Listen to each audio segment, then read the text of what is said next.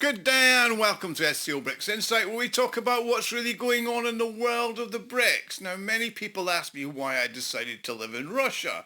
My honest answer is I discovered how beautiful Russian women were and invented reasons to stay.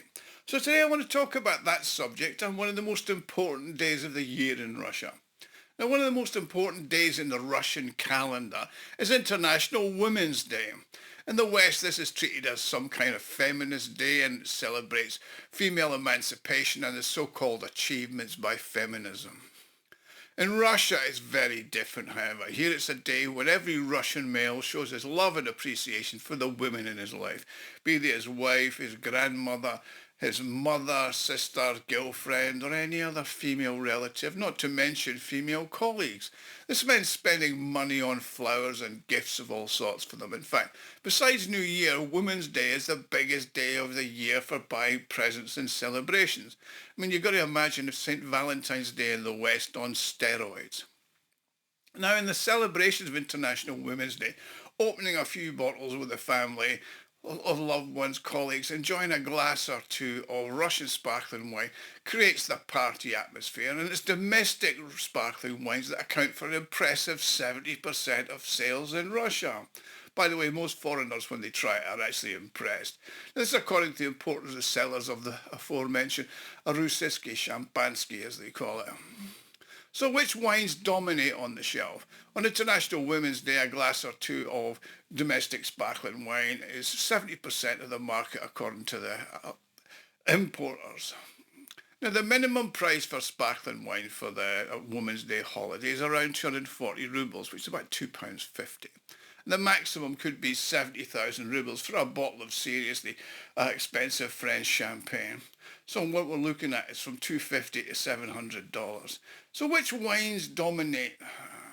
Well, according to Stanislav Bogdanov, who's the Association of Retail Wine Merchants, he said that women were congratulated on March the 8th with a glass of domestically produced sparkling wine. Now, next in the range comes wines from Italy, Spain, France, Portugal, South Africa, and even Chile. Now, the assortment depends on the store format, but there's up to 300 different brands of sparkling wines available in Russia. Now, before I continue, I'd like to make an appeal. If you like and enjoy my videos, you can help me fund the channel and my website, scobricsinsight.com, to further develop them. You can do this by making a small donation, which you can do by clicking on the thanks button at the bottom of the video screen. Everybody who donates does get a personal thank you from me, and I'm thanking you all now. Now, the competitive pricing of Russian sparkling wine, especially when compared to the rising cost of importing wines, is a key factor in its popularity. In addition, many customers prefer domestic products, but out of patriotism. I mean, Russian premium sparkling wines are now taking first place in blind tastings at international competitions, and that's ahead of some of the French and Italian producers. I mean, this year, the minimum price for a 0.75 litre bottle of wine in the Raz retail change is 159 rubles, which is about £1.60. And for sparkling wines, it's about 240 rubles or £2.50. $2.50. For example, the price of the latter, excluding promotion, starts at 279 rubles, and from Prosecco from 1,200 rubles, and wine from Provence and Champagne up to 3,900 rubles. Most expensive champagne in Russia is 69,000 rubles, about $700, according to Dmitry Kalugin, whose Intermike Winehouse notes. He says that sales of domestic sparkling wines continue to grow, and it's well above 70%. I mean, over the past 4 years, he says, we've seen annual growth in the sparkling wine category, and this growth can be attributed to several factors, including the favourable price-quality ratio of domestic products, the role of the state support for the wine industry, which has led to an increase in grape cultivation, the modernisation of production, and the promotion of Russian wines on store shelves. Indeed, the share of Russian sparkling wines at retail shelves continues to increase. And the most popular pricing segment among consumers, which currently accounts for almost the entire 300 to 700 ruble price range, is that of the sparkling wines of Russian production, which is around $3 to $7. I mean, there's reason for that are severalfold. Firstly, the state's consistent support for the sector, as evidenced by the authorities increasing import duties and excise taxes on imported drinks since 2022.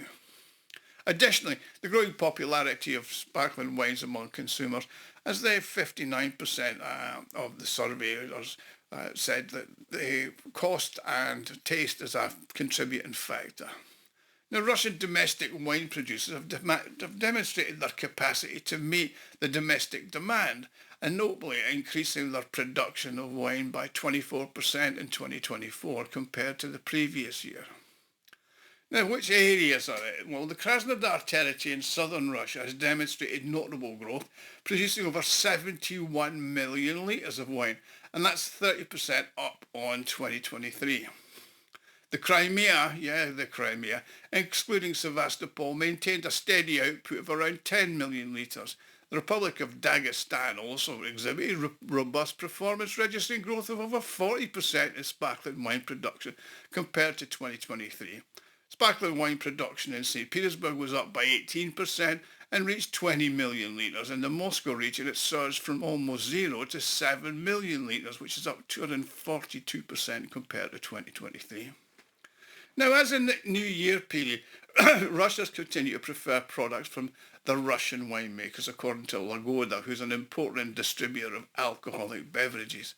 The share of domestic wines in sales varies on the region and outlet, but it can reach between 50 and 70%, which is an increase on last year's figure of 60%.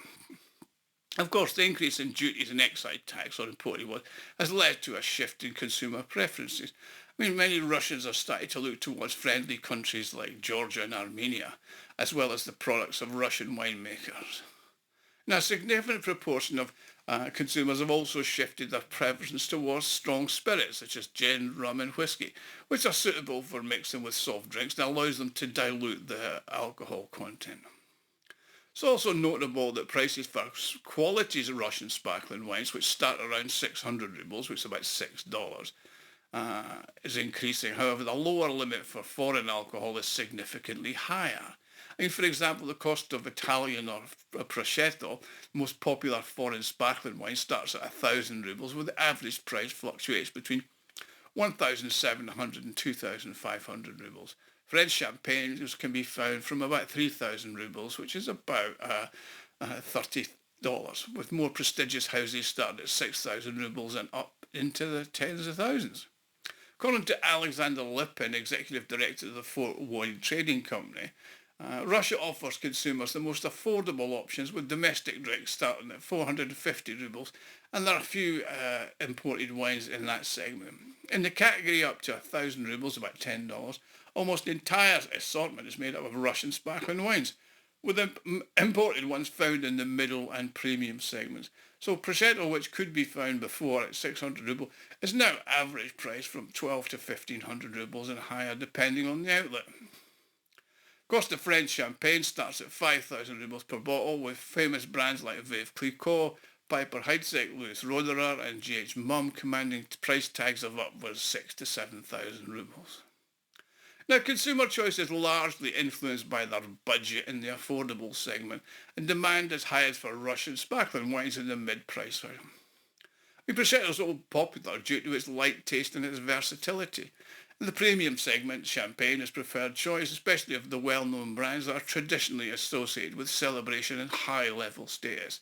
So anyway, that's the situation with Russia. Gorgeous women and very, very inexpensive sparkling wine. Something to celebrate. Thank you for watching. Please like and subscribe. If you want to help me out, click on the thanks button at the bottom of the video screen, and I'll see you all again soon. Thank you.